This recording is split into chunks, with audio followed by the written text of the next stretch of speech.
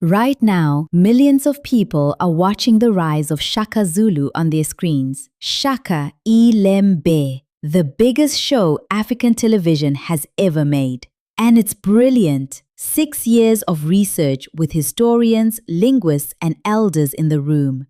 But here's the strange part. A lot of what the world knows about Shaka Zulu wasn't written by the Zulu. It wasn't even written while he was alive.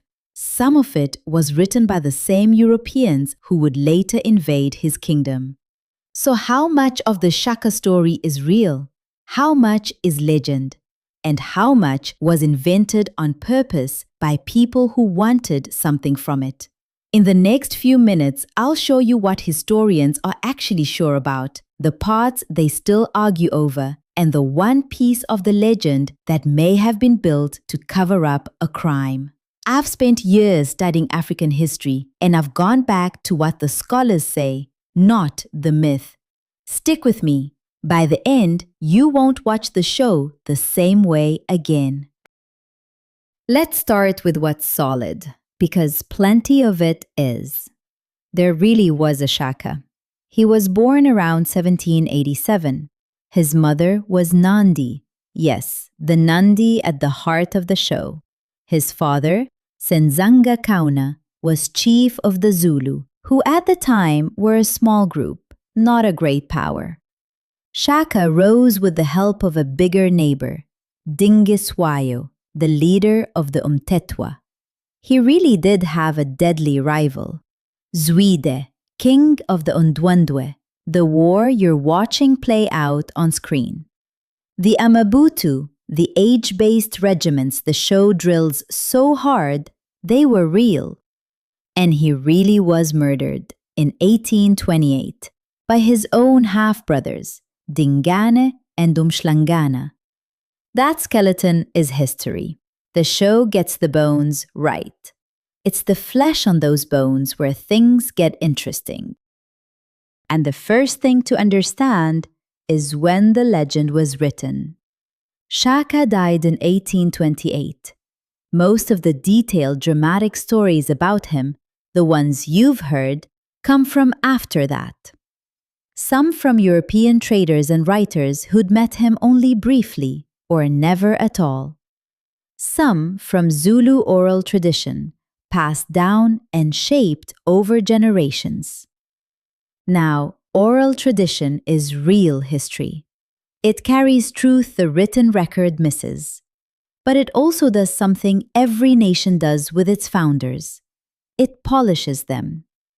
As the Zulu kingdom grows into a symbol of pride, Shaka grew with it.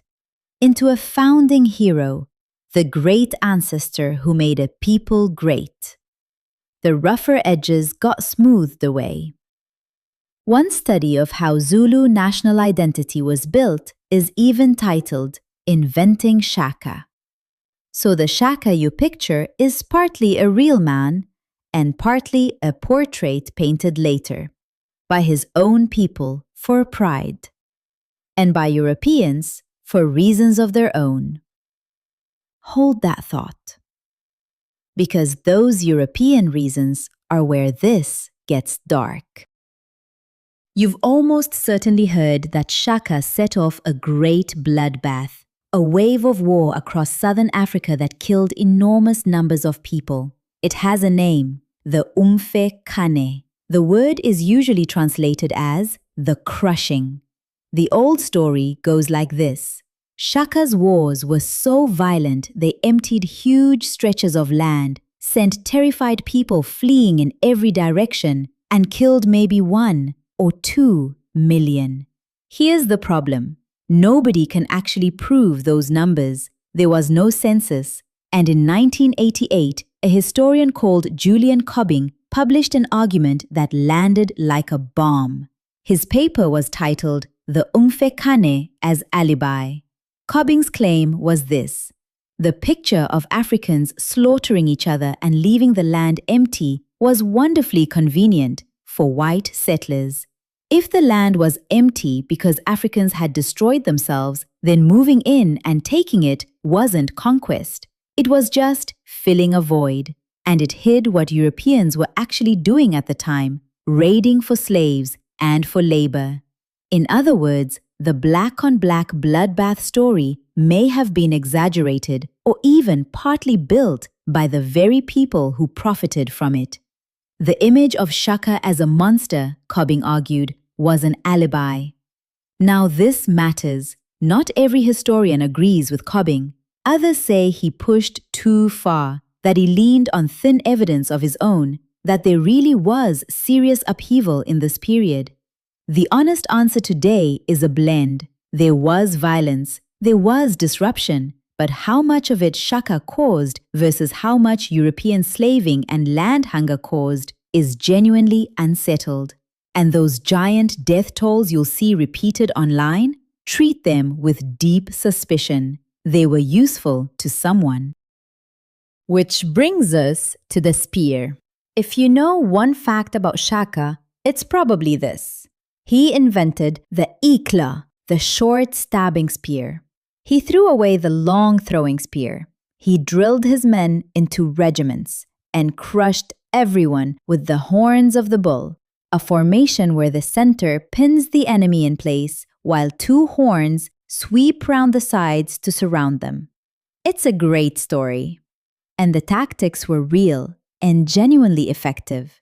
Military historians have compared the Zulu system to the Roman legions. But Shaka personally invented all of it is shakier than it sounds. Historians point out that these changes were part of a wider shift in how the whole region fought, among several peoples, over time. Shaka was a brilliant organizer who pulled them together and pushed them harder than anyone. But the tidy story of one genius, one spear, one moment of invention is exactly the kind of legend that grows up around a founder. The truth is messier and, honestly, more interesting. A whole society changing how it made war, with Shaka at the sharp end of it. And here's the last layer, the one that makes Shaka iLembe so worth watching closely. Every time Shaka has appeared on a screen, the version you got said as much about the people making it as about the man himself. Back in 1986, there was a famous Shaka Zulu television series. It was made during apartheid, and many critics now see it as propaganda. Shaka as the savage, bloodthirsty African king, an image that quietly served the politics of the time. Shaka iLembe is the opposite project. It's one of the first times the story has been told on this scale by Africans for a global audience, with the king's own descendants involved, and 6 years of research behind it.